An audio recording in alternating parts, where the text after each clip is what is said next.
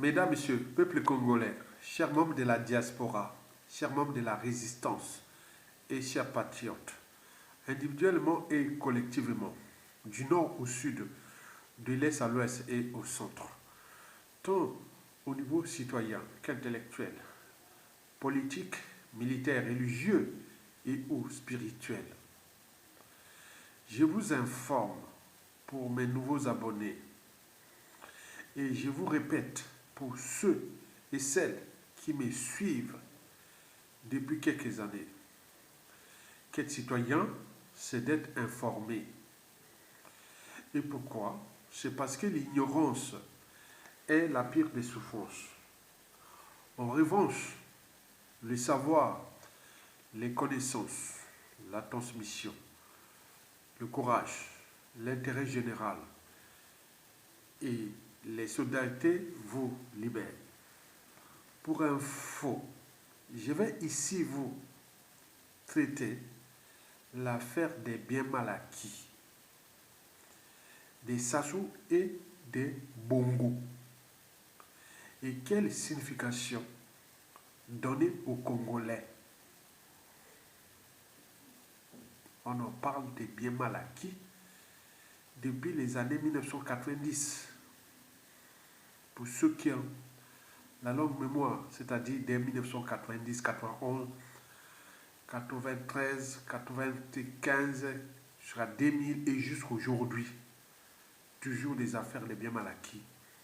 On en parlait des Bongo, des Sassou, des Mobutu, des Bédel Bokassa, etc. Tous ces dictateurs France-Afrique-là, majoritairement des dictateurs France-Afrique, on en parle des biens mal acquis. Et historiquement, l'argent de ces peuples-là n'a jamais été récupéré. Mais toujours, ces biens mal acquis ne cessaient de gonfler. Mais alors, on en parle pourquoi faire? Si ce sont les biens mal acquis, vous prenez cet argent, vous remettez au peuple ou créez des comptes garantis que voilà, vos despotes ont volé l'argent de votre pays, sont venus placer ici en Occident européen et ou nord-américain, mais nous, on est des bienfaiteurs, on vous remet cet argent-là. Peine perdue. Donc, cessez de vous divertir, cessez de jouer aux idiots, aux imbéciles, etc. Excusez-moi les termes.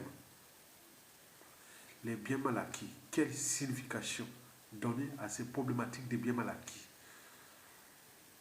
Et qui ici, je vous le répète que ça doit être la 5e vidéo que j'en ai fait à ce sujet, simplement pour l'intérêt général, pour que les Congolais puissent cesser déjà de rêver à ces biens mal acquis, tant que Sassou Nguesso sera au pouvoir, tant que le système France-Afrique ne sera pas démonté. C'est comme ça, c'est la vie. Et donc ici, nous allons réfléchir, parce que l'intelligent doute quant à l'imbécile et certitude. Les citoyens ont des droits et devoirs, d'oser dire non et d'agir. Quant au sujet indigène et esclave, il est là pour, voilà, jouer aux polémiques, aux boucs émissaires, aux amalgames, etc. Les enjeux sont ailleurs et c'est ce que je vais vous expliquer. Mesdames, Messieurs, peuple congolais, chers membres de la diaspora, l'affaire des biens mal acquis, des Sassou et des Bongo, quelle signification donner aux Congolais? Ici, vous allez d'abord écouter attentivement ce qui vient d'être publié par les médias déjà France-Afrique qui expliquent avec ironie. Vous croyez que c'est ça? Ils savent que c'est, voilà, c'est un puissant fond, etc. Et donc, vous allez d'abord écouter cet extrait d'éclairage un peu à la con, que j'ai dit mort de rire, puisque c'est vraiment humiliant qu'on nous traite comme ça. Et voilà, donc vous allez écouter ça. Et après cet extrait qui dure 6 minutes, 31 secondes. Et vous allez, non, c'est, oui, 6 minutes, ça dure 6 minutes à peu près.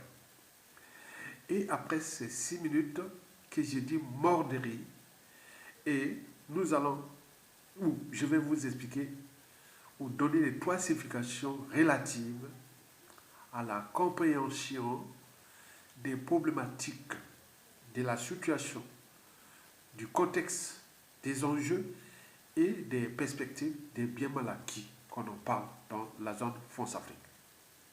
Donc écoutons d'abord ça et après je vous donne les trois significations et après les perspectives. Lecture. Cour nationale financière, tribunal correctionnel de Paris, affaire des biens mal acquis. Monsieur Omar Denis Junior Bongo Ondimba, vous êtes né à Libreville, au Gabon. Vous êtes le fils cadet de l'ancien président gabonais Omar Bongo, qui a régné pendant plus de 40 ans, de 1967 à 2009. Par votre mère, Edith Lucie Bongo, vous êtes également le petit-fils du président congolais Denis Sassou Nguesso, au pouvoir depuis 1979. Vous êtes le demi-frère d'Ali Bongo, président du Gabon de 2009 à 2023, et le cousin de Brice Oligui Nguema, l'actuel président gabonais. Le 24 juillet 2026, vous avez officiellement épousé Julia Otto Mbongo à Libreville, en présence de plusieurs chefs d'État, dont votre grand-père Denis Sassou Nguesso, le président gabonais Brice Oligui Nguema, ainsi que les présidents équato-guinéens, congolais et centrafricains. Vos noces traditionnelles s'étaient déroulées le 28 août 2025 à Olombo, au Congo. Un mariage princier qualifié de plus prestigieux de la région qui a réuni près de 1000 invités. Monsieur, vous êtes aujourd'hui devant ce tribunal, non pas pour y recevoir un honneur, mais pour répondre d'accusations graves. Vous avez été mis en examen en juillet 2022 par le pôle financier du tribunal de Paris. Le parquet national financier a requis, le 28 juillet 2026, votre renvoi devant le tribunal correctionnel, ainsi que celui de 17 autres personnes et de 5 sociétés dans le cadre de l'affaire dite des biens mal acquis. Vous êtes poursuivi pour recel de détournement de fonds publics, blanchiment, corruption active et passive et abus de biens sociaux. Que vous reproche exactement la justice française? Le tribunal estime que vous avez hérité d'un patrimoine immobilier frauduleusement constitué par votre père, l'ancien président Omar Bongo. Ce patrimoine, valué par la justice à près de 85 millions d'euros, proviendrait de fonds publics gabonais détournés pendant des décennies. La Cour d'appel de Paris a elle-même estimé que la fortune de la famille Bongo provient de l'argent issu de détournement de fonds publics et des sommes considérables provenant du délit de corruption des sociétés pétrolières. Système complexe a été mis au jour. Des dizaines de millions d'euros transiteraient par des sociétés offshore, des comptes bancaires à l'étranger, des circuits de blanchiment sophistiqués. La banque BNP Paribas est également accusée d'avoir participé à ce système avec au moins 35 millions d'euros soupçonnés d'avoir été blanchis. Mais comment expliquer un tel patrimoine, monsieur? Regardons de plus près. Vous avez obtenu votre master en sciences politiques et études africaines à l'université d'Oxford en 2019. Vous étiez alors âgé de 26 ans. Fraîchement diplômé, sans emploi officiel ni revenu déclaré significatif, vous voilà propriétaire de biens immobiliers dans les quartiers les plus huppés de Paris. Justice a saisi 52 biens immobiliers dans le cadre de cette enquête. Vous êtes aujourd'hui PDG de Yaocorp, une holding dont la filiale Silicon Connect opère dans le secteur des télécommunications au Congo, notamment dans le déploiement de la fibre optique. Vous êtes également conseiller de votre grand-père, le président Denis Sassou Nguesso. Mais ces activités, aussi légitimes soient-elles, ne peuvent masquer l'écart vertigineux entre vos revenus déclarés et votre train de vie. Vous avez nié être au courant du caractère frauduleux de ce patrimoine. Votre avocate a dénoncé une procédure politique, un dossier à charge sans preuve solide. Mais le tribunal, lui, s'interroge. Il s'interroge sur la provenance de ces 85 millions d'euros. Il s'interroge sur les décennies de prédation qui ont vidé les caisses des États africains pour nourrir les comptes bancaires des familles dirigeantes. Il s'interroge sur les millions d'enfants gabonais qui, pendant que ces fortunes s'accumulaient à Paris, manquaient d'écoles, d'hôpitaux, de routes. Si les juges d'instruction suivent les réquisitions du parquet, votre procès pourrait s'ouvrir en 2027, 15 ans après le lancement de l'enquête initiale. Monsieur Omar Denis Junior Bongo Ondimba, vous êtes le symbole d'un système dont les peuples d'Afrique paient aujourd'hui le prix. Vous êtes le reflet de cette élite qui s'enrichit sur le dos des populations.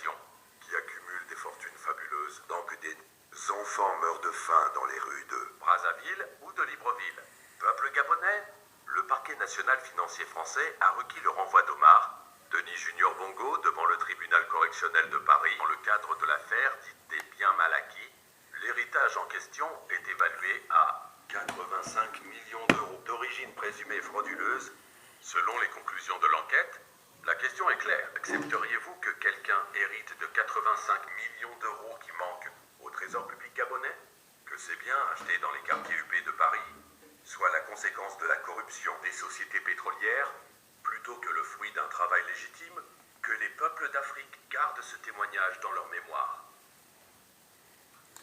Mesdames, Dans Messieurs, cette démarche, l'idée pour la France est de montrer aux Africains les responsables de leur malheur.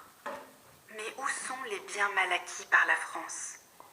Où sont les responsables côté français? La France semble présenter ici un visage de justicière. Elle s'érige en gardienne de la morale, en défenseur des peuples africains spoliés. Le parquet national financier requiert des procès. Les juges instruisent. Les biens sont saisis. Mais cette main tendue est aussi celle qui a, pendant des décennies, accepté l'argent sale. Où sont les acteurs français qui ont permis ce système? voilà, Où sont les banques qui ont ouvert des comptes sans poser de questions? voilà, Où sont les notaires qui ont signé des actes de vente sans s'interroger sur l'origine des fonds? Où sont les agents immobiliers qui ont vendu des hôtels particuliers à des fonctionnaires? Bon, mesdames, messieurs, bon, ça c'est les décors de la France-Afrique. Mais il y a l'envers du décor, voilà, les côtés cachés, et vous voyez déjà ça. Bon, je n'avais pas écouté la dernière partie. Bon, ben là, il dit que où sont les Français, voilà, donc on ne peut pas être au four et au moulin, on ne peut pas être jugé avocat, on est bien d'accord. Bon, je vais m'apaisantir surtout sur les trois significations relatives à la compréhension des problématiques de la situation, du contexte, des enjeux et des perspectives des biens mal acquis France-Afrique. Et ici, j'ai sélectionné pour vous trois significations. Il faut avoir à l'esprit, parce que nous, à l'époque, quand j'étais au pays, nous on était la génération estudiantine la fin des années 80 au Congo, qu'on mettait les pressions sur Sassou Nguesso. On en parlait déjà des problèmes des biens mal acquis.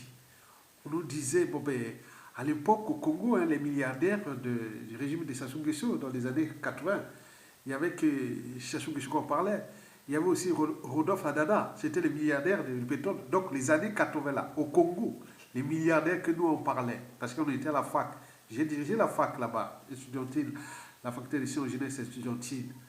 Nous on mettait les pressions. La maman de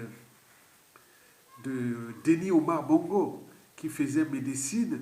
Bon, on est venu, on nous a expliqué par la suite comment ça s'est passé ses études. C'était pas aussi clair avec son papa qui facilitait les choses. Mais je venais souvent réviser mes cours de biologie hein, de biochimie, endocrinologie, des choses comme ça, justement dans les dernières années de fac. Mais elle était passionnée par la biochimie et l'endocrinologie et autres. Et dire, vous êtes où? Ici à la faculté de médecine de l'INISA. Je dis, non, je suis à la faculté des sciences. Et donc, elle était vraiment intéressée, cette femme-là. Mais lors de son mariage, bon, qui fut le fiasco, puisque on dit que Sassou Nguesso a donné l'enfant à Omar Bongo, et qu'ils avaient la différence déjà de plus de 30 ans, et ça boudait au Congo-Brazza, chez nous aussi. Même à la diffusion de ce mariage-là, de la fille de Denis Sassou Nguesso à Omar Bongo, il devait faire ça en direct de Brazzaville à Libreville. Ça a été coupé. Donc il y avait une main noire qui, voilà, qu'est-ce qui se passe. Après, ça nous a porté les karmas du coup d'État, puisque en partie le coup d'État le plus sanglant de l'histoire du continent est parti aussi de des conséquences de ce mariage. Et qui, voilà, qui Omar Bongo avec la France-Afrique et tout compagnon, on en parle. Bon, donc, ici, je vais parler des trois significations parce que quand on voit les affaires des biens mal acquis là, Nous, on disait, ah non, Chachou, on disait quoi? On parlait en français. À l'époque, hein, on dit que c'est des milliards, peut-être, bon. Il y avait un chiffre là qu'on prononçait, que ces gens-là sont des milliardaires, ils sont voilà, on disait soit des 3000 milliards de fonds français. On en parlait comme ça. Où sont passés les 3000 milliards de fonds français? Que ce soit volé aux Congolais et autres. Et maintenant là, on parle de 14 000 milliards de fonds CFA. Vous imaginez que ça n'a jamais changé. Donc ne soyez pas des idiots. Il faut réfléchir. J'agis ici en tant que citoyen. Donc je ne suis ni contre la France, ni France-Afrique, ni quoi que ce soit. Moi, je ne suis qu'un citoyen qui fait ses analyses par rapport à la situation politique, sociale, financière et autres catastrophiques suite à un ordre qui nous fut imposé, l'ordre France-Afrique qui s'ajoute des choses au Congo. Enfin, pardon, voilà. Donc, les trois significations sont les suivantes. Donc, quand vous pensez bien mal acquis, les affaires de bien mal acquis, ne pensons pas au changement de paradigme France-Afrique. Non, c'est autre chose. Au gré des différents régimes politiques en France.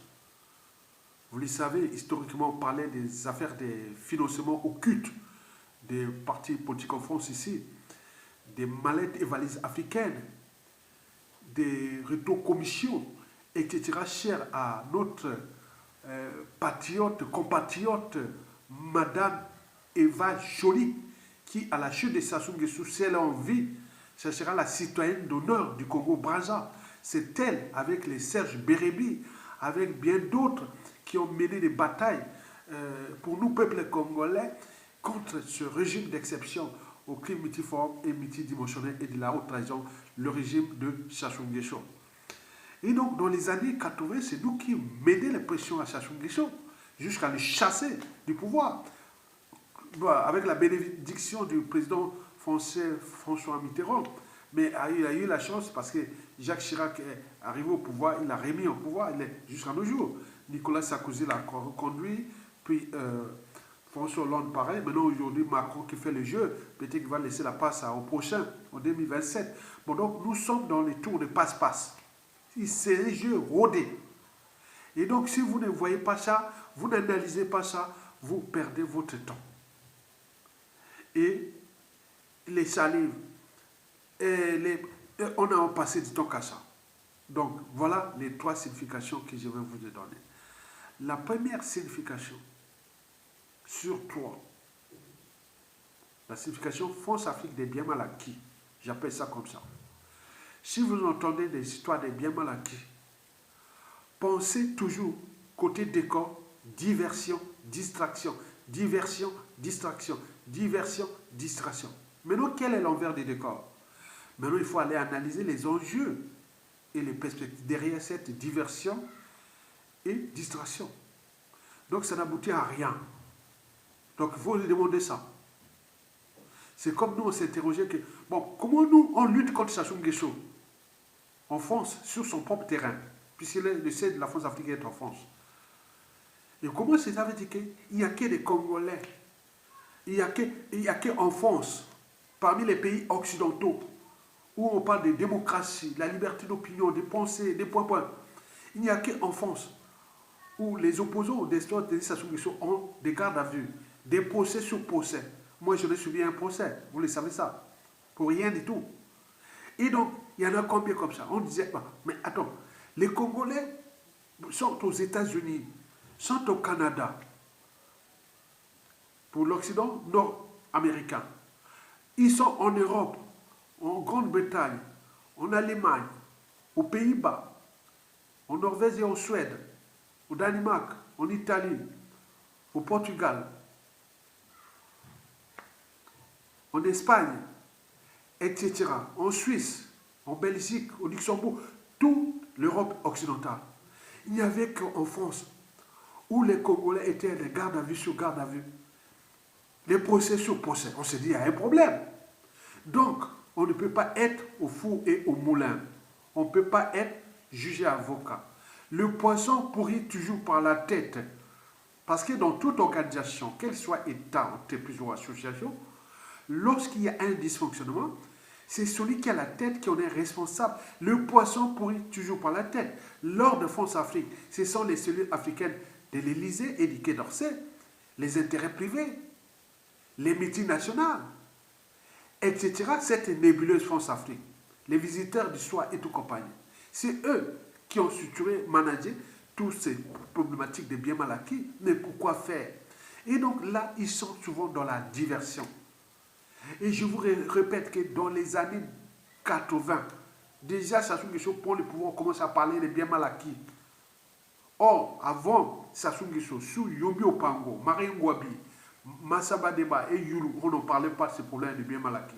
Ils arrivent avec Sassou Nguesso, les biens mal acquis, le mot crise, le FMI, la dette, etc. Voilà un pion. Donc là, on en parle de ça. Donc quand vous entendez les biens mal acquis et le cerveau, et l'âme, ah non, mais c'est pas possible. Ne soyez pas des idiots. Pensez, première signification, c'est-à-dire c'est la diversion, la distraction. Ça, c'est le décor. Mais qu'est-ce qui se cache derrière cette distraction, cette diversion? Maintenant, il faut aller analyser ça en fonction de la situation, du contexte, des enjeux et des perspectives France-Afrique. À l'échelle de ce pays ou au niveau de ces régimes. Donc la diversion, quand on parle des biens mal acquis de la France-Afrique, des dictateurs France-Afrique là. Mais pourquoi c'est sans fin? Et pourquoi il n'y a que les dictateurs France-Afrique? Et donc il faut aller analyser ça. Donc pensée, distraction, distraction. Aujourd'hui, je pense qu'il y a que ces distractions. Et pourquoi? Donc il faut aller analyser la situation, le contexte et les enjeux. Maintenant, passons à la deuxième signification sur 3, après la diversion et distraction. La deuxième signification sur 3, c'est quand vous entendez des biens mal acquis. Surtout en France, on en parle. Pensée, pression, chantage. Et pourquoi faire? À chaque fois que vous entendez après la distraction, la première situation, distraction et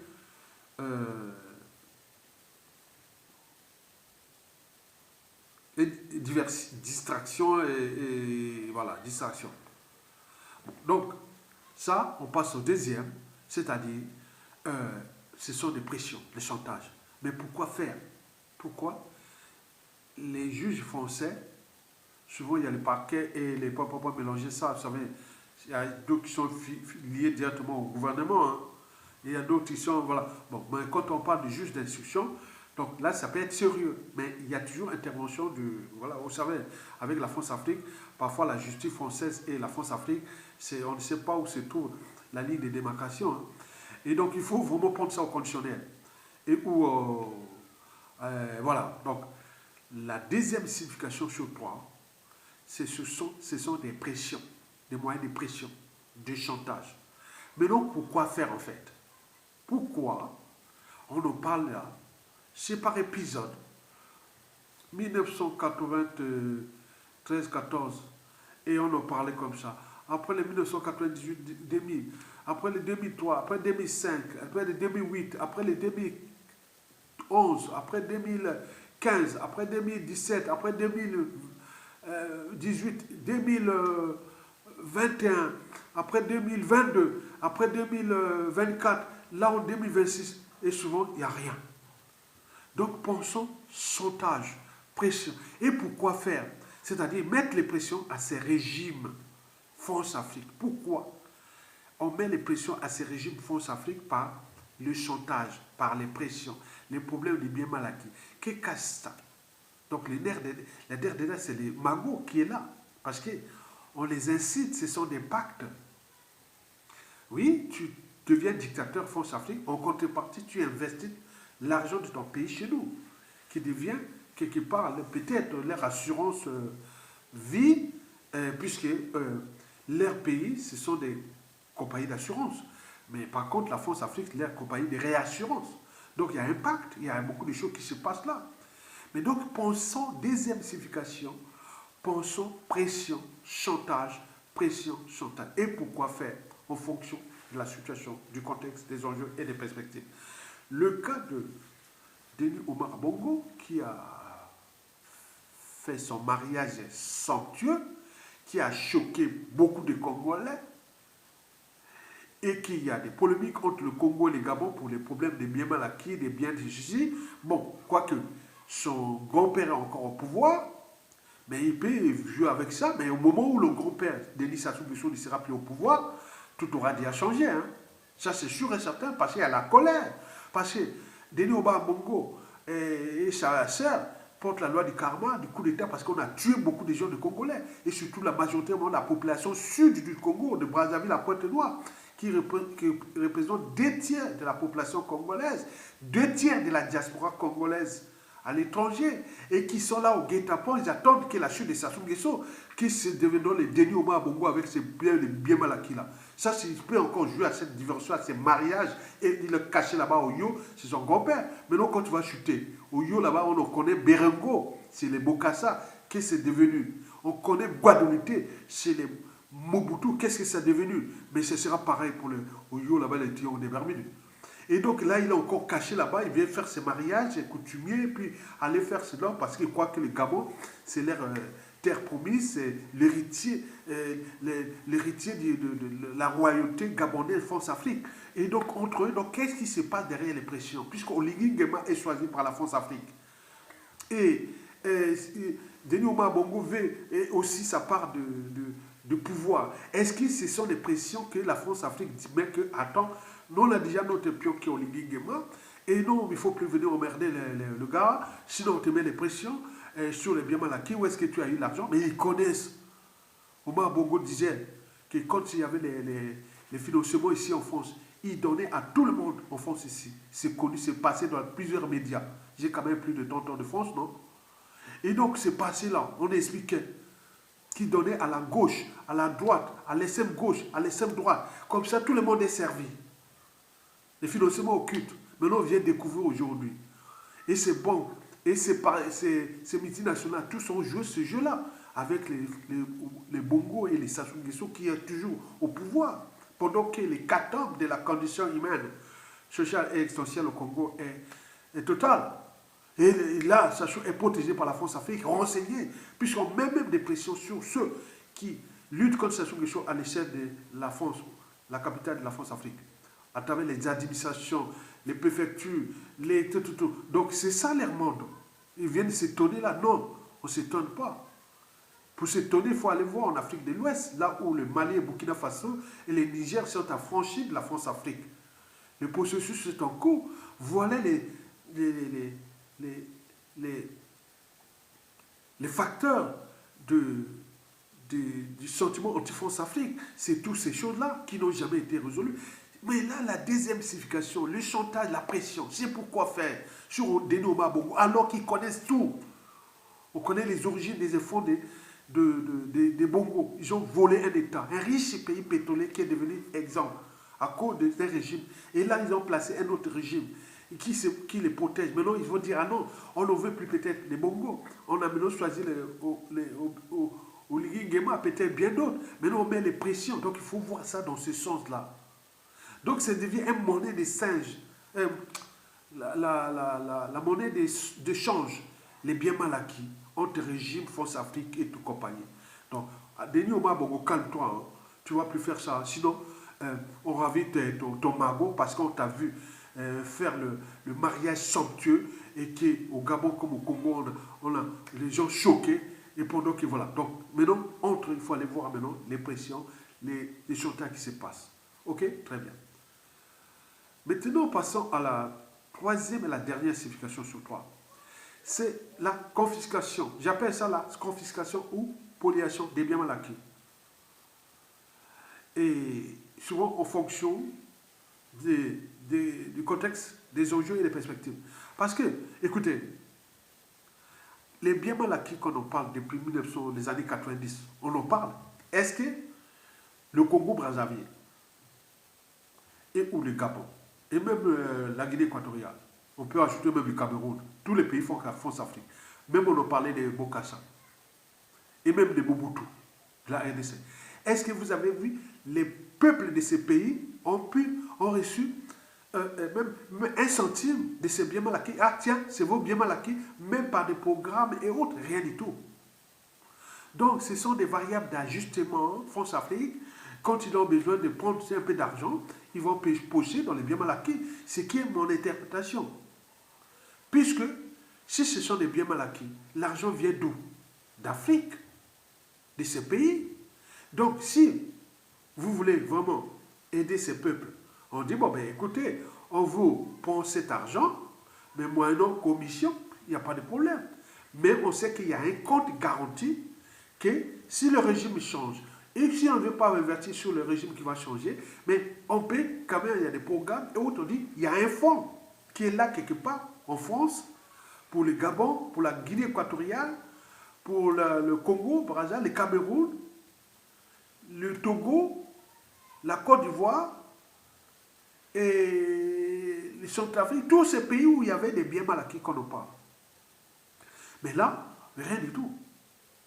Donc, à chaque fois qu'il est entre ça, même les magots qui est caché ici, on va les trouver dans les maisons et autres.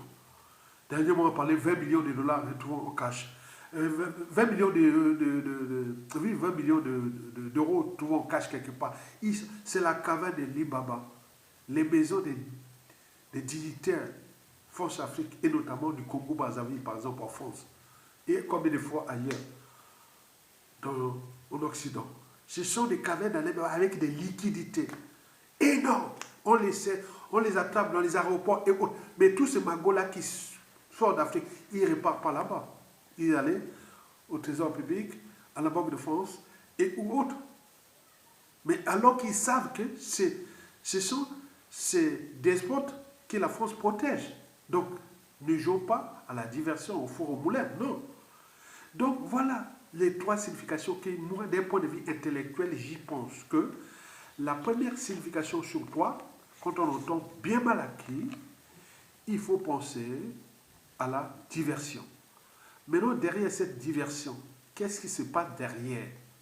En fonction de la situation, du contexte des enjeux et des perspectives de ces régimes, France-Afrique, et de leurs membres de famille dignitaires. Il faut que se questionner. La deuxième signification sur toi, ce sont les moyens de pression, des chantages. Et pourquoi faire? Et c'est pour dire à ces gens-là que voilà, il doit y avoir des contreparties. Donc il doit y avoir quelque chose, que ce soit peut-être des marchés, et ou beaucoup de choses comme ça qui se passent.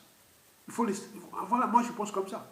Et on fait la troisième et la dernière signification, c'est une forme de confiscation, quand ça devient des variables d'ajustement, parce que les biens mal acquis là, quand on parle des bongos, des sachous et autres, on parle de 80 millions de dollars, mais c'est une goutte d'eau. Les autres sont cachés par-ci par-là, il y en a plein. Mais on a parlé de 80 millions de dollars, alors que ces biens mal acquis, on estime déjà pour le Congo, à l'étranger, dans les biens immobiliers et dans les paradis fiscaux, dans les valeurs mobilières, actions, obligations, on parle de plus de 30 milliards de dollars. Qui, l'ancien ministre de l'économie et des finances de la transition, Jean-Luc Malika, disait déjà que, en 2021, que si on pouvait récupérer les magots du Congo-Brazza de la prestation des choses, nous n'aurons que 30% à récupérer. Souvenez-vous de ce qui s'est passé au Mobutu et au Bokassa. Mais nous, ça sera pareil. Donc, n'y rêvons pas de 14 000 milliards, soit disons cachés par-ci par-là. Non. Il faudra négocier avec ces États. S'ils sont déjà d'accord avec ce régime. Et que s'ils ont changé de paradigme, qu'on ne veut plus laisser les États, les gens piller leurs États et autres. Mais l'argent, il y a des montagnes financières complexes. Donc, il faudra mettre les détectives privés, les chasseurs de primes, espions, coopération avec les États et autres qui collaborent et autres pour récupérer ces magots. D'autant plus que l'Occident collectif est en décadence. Il va donner ces magots qui est caché là, il va vous donner à vous? Certainement pas. Donc n'y rêvons pas des 14 000 milliards du Congo qui qui est placé en paradis fiscaux, en biens immobiliers, en valeurs mobilières et voilà. Donc il faut qu'il y ait les Congolais soient des experts dans ce domaine. Donc il faudra externaliser l'expertise, mais il faudra payer. Mais qui va le payer? L'État n'a plus là. Mais qui? Attends, il y a beaucoup de choses qui sont là. Les Sassou Nguesso, c'est des perdus. Tant que Sassou va tomber là. Mais nous, c'est comment? Il y aura beaucoup de pression que nous allons mettre déjà pour la France. À vie à tiers d'étendeur. Puisqu'on a des coopérations financières sur le monnaie de la France-Afrique, France CFA et tout compagnie. On a des accords. Donc les Sassou Nguesso, tout le monde là, en France, à vie à tiers d'étendeur. Donc on va bloquer tous ces non-cités. On va d'abord faire les comptes et tout. Mais ils ont ça, voilà. Mais multiplier en Europe, il y a beaucoup de choses qui vont se passer. Mais ça ne peut que se passer qu'à la chute de Sassou. Si Sassou est encore là, vous perdez votre temps. Par ailleurs, les problématiques des biens mal acquis sont au crépuscule. Pourquoi? Parce que déjà, l'AES, le Mali, le Burkina Faso et le Niger, tous ces dirigeants-là n'ont plus de biens mal acquis en Occident. Donc ils ont compris. Ce pillage-là, ils ont compris. Donc ils n'investissent plus là. Peut-être qu'ils investissent dans leur pays et ou dans le sud global. 2, vous avez vu les panafricanistes qui on a bloqué leurs comptes ici en Occident. Hein? Donc ils ont compris que si, voilà. Donc beaucoup d'Africains comprennent. Et la nouvelle génération aujourd'hui des dirigeants africains vont de plus en plus être en conscience réfractaire à ces problématiques de biens mal acquis. C'est-à-dire qu'ils ne vont plus investir l'argent en Occident et autres. Non. Regardez ce qui se passe.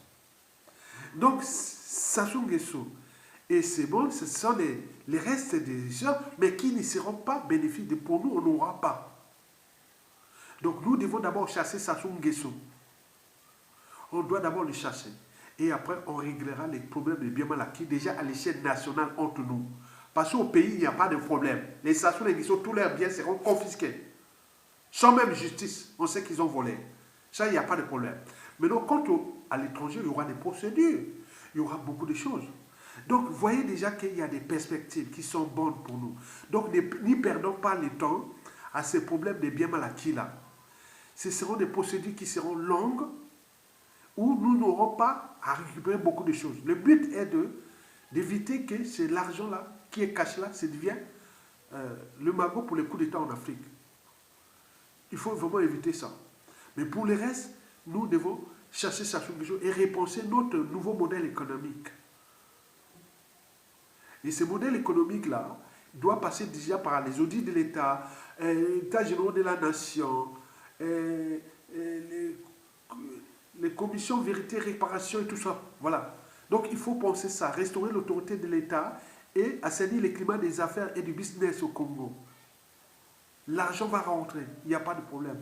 À qui appartiennent ces concessions minières, forestières, les marchés, les tout. Donc tout ça, il faut changer de paradigme. Donc il faut chasser Sassou Nguesso. Et en changeant Sassou Nguesso, nous aurons des marges de manœuvre de gérer déjà le passif des Sassou et des Bongo à l'échelle de notre pays et voir du côté de la France-Afrique qu'est-ce qu'on peut trouver comme perspective relative à ces problématiques des biens mal acquis des Sassou et des Nguesso. Mais les jours sont comptés pour les Sassou et les Nguesso. On le sait. Mais nous allons les punir sévèrement. Partagez. À bientôt.